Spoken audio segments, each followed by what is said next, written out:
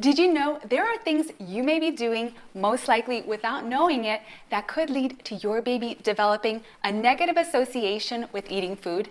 In this video, I'm going to cover the top 5 mistakes I see parents make that could lead to the development of feeding aversion. Babies can have feeding aversion towards taking breast milk, formula, or food. In this video, I'm specifically focusing on the things surrounding feeding aversion towards food. If this is our first time meeting, I'm Dr. Belousov. I'm a board-certified pediatrician, and I equip parents with knowledge so they can care for their children with confidence. My definition of feeding aversion is that a baby who is physically capable of feeding or eating, so this means the child doesn't have a medical or developmental reason that affects the ability to eat solids, but shows partial or full refusal of food. An aversion is the avoidance of a thing or situation that the baby associates to be an unpleasant, stressful, or painful stimulus.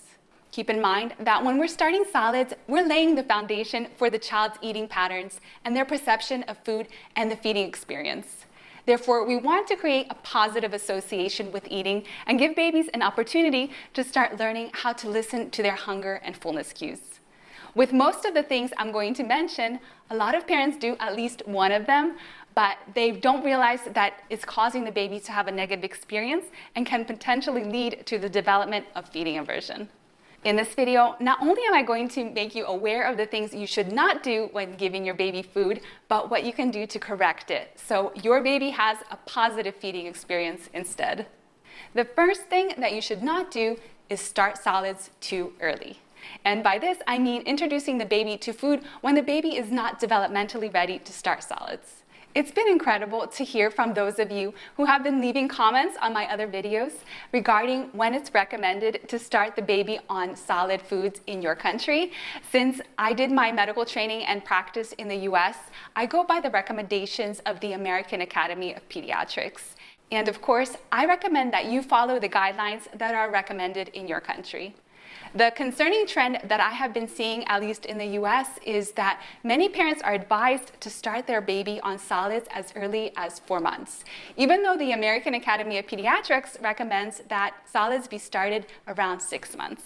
There are certain developmental signs that the baby should be showing that indicate a readiness to safely start taking solids, and by 6 months of age is typically when most babies show all of these developmental signs.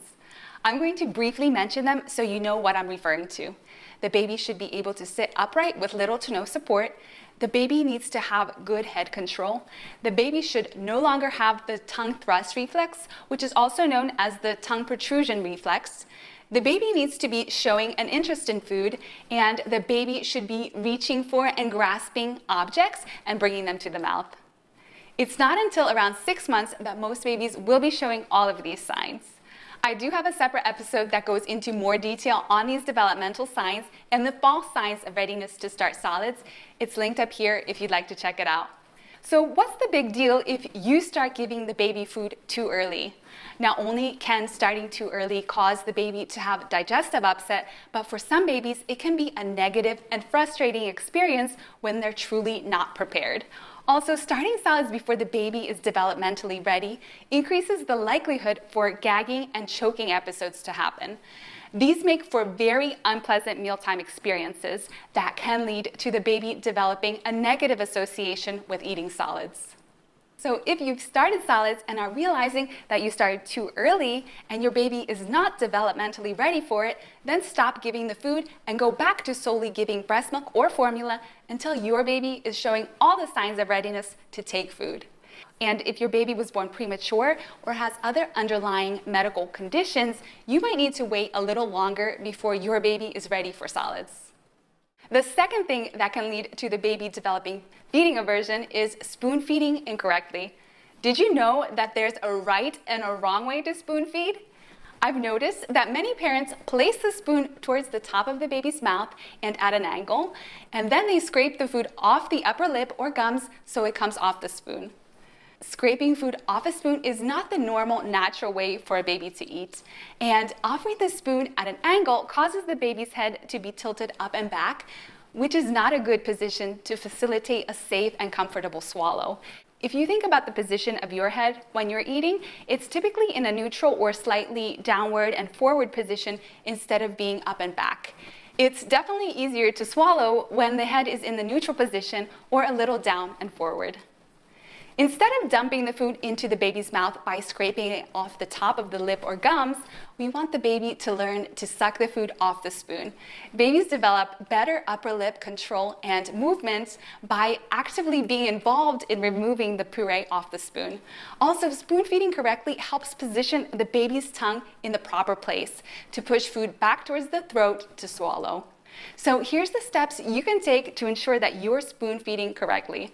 You should be sitting instead of standing when feeding the baby. While standing, you will have the tendency to offer the spoon at an angle, and the position of your baby's head will be up and back in order to be able to look at you. This makes it more difficult to swallow comfortably. Start with just the tip of the spoon dipped in puree, then gradually work up to offering a spoonful. Hold the spoon several inches in front of your baby's face, parallel to the feeding tray, instead of at an angle. Wait for the baby to notice the spoon and open the mouth. Gently place the spoon on top of the tongue and hold it there until the baby closes the lips around the spoon. Then remove it straight back out of the mouth. This allows the baby to suck the puree off the spoon while you are bringing it straight out of the mouth. Give your baby time to move the puree back and swallow. This typically takes a second or two. When you're just starting solids, the baby may push some of the food back out and then swallow. With time, this forward-backward motion will begin to fade and the baby will start to swallow more food. If you're finding this information helpful, hit the thumbs up button below. The third thing you should not do is force the spoon into the baby's mouth or have battles over the spoon with your baby. Some well-meaning parents, out of loving concern for their baby's physical well-being, start to pressure, force, or trick the baby to eat. They hate doing it, but keep forcing the food into the baby's mouth because they worry that the baby will not gain enough weight or will become unwell if they don't get the baby to eat what they believe is the amount of food the baby should be eating. However, when babies are pressured or forced to eat, it becomes an unpleasant or stressful feeding experience. When repeated, the baby can develop an aversion to feeding. This sets up a vicious cycle. Due to developing a feeding aversion, the baby will fuss or refuse to feed, which in turn stresses the parents out and makes them feel compelled to force the baby to feed. By doing this, they are unknowingly reinforcing their baby's feeding aversion. Another thing that I see is that some babies grab for the spoon and want to be in charge of guiding it into their mouths, especially as they get older. Or they want to keep holding onto the spoon after it's removed from the mouth. Some parents end up getting into a tug of war with the baby over the spoon so they can continue to put puree onto the spoon to feed the baby. But this can cause the baby to develop a negative association with eating. I know that most parents are very nervous when it comes to feeding their baby solids and find it difficult to figure out how much to offer. Wouldn't it just be easier if the baby would say, "I'm done, I don't want to eat anymore"? Fortunately, even before they can speak, babies do show cues as their way of communicating. When the baby refuses to open the mouth to take more food, turns away from the spoon, loses interest in continuing to eat, or starts becoming very fussy during the meal, those are signs that the baby is done and we should not try to make the baby eat more. Babies need to develop an awareness and learn to trust their fullness cues. Something I find helps parents keep it in perspective is knowing that the baby will most likely only take a few teaspoons at each meal in the first several weeks of starting solids. Breast milk or formula will continue to be the baby's primary source of nutrition, and solids will just be complementary. For most babies, it's not until 8 or 9 months that they really start taking to solids. Babies need to learn how to safely take and swallow foods first before they increase the amount of solids they take.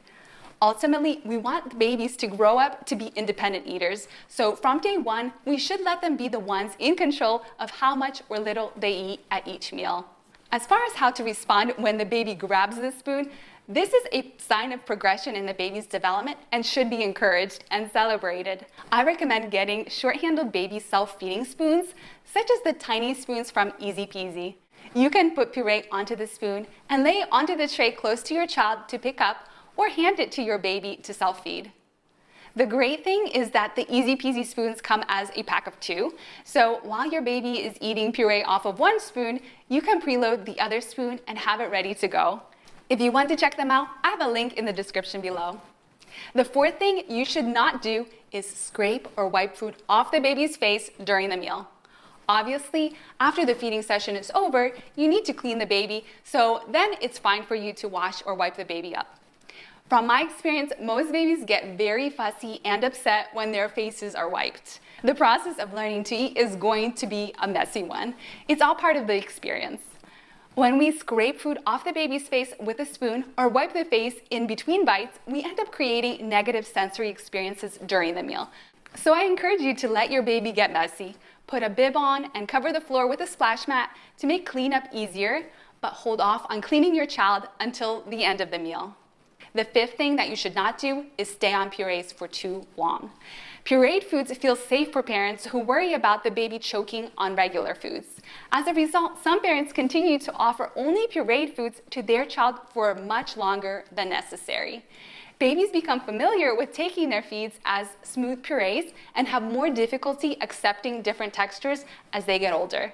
A research study found that babies who were not introduced to other textures besides purees by 9 months had significantly more feeding problems and limited diets as they got older.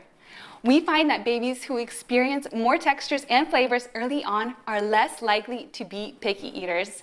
Babies aren't meant to be on pureed food for life. The goal of weaning from breast milk or formula is to transition them to eat real food that the rest of the family is eating. Of course, this happens as a progression over several months. But after a week or two of your baby taking smooth puree with ease, there is no reason why you can't transition to offering a more lumpy texture of puree and finger foods. By 6 months, most babies are able to grab and bring things to the mouth. Therefore, there is no reason to doubt their ability to self-feed strips of foods starting as early as 6 months. This will allow for exposure to a greater variety of textures. The safe size of finger food to offer a baby who is about 6 to about 8 to 9 months of age is as a strip that is about the thickness of an adult pinky finger.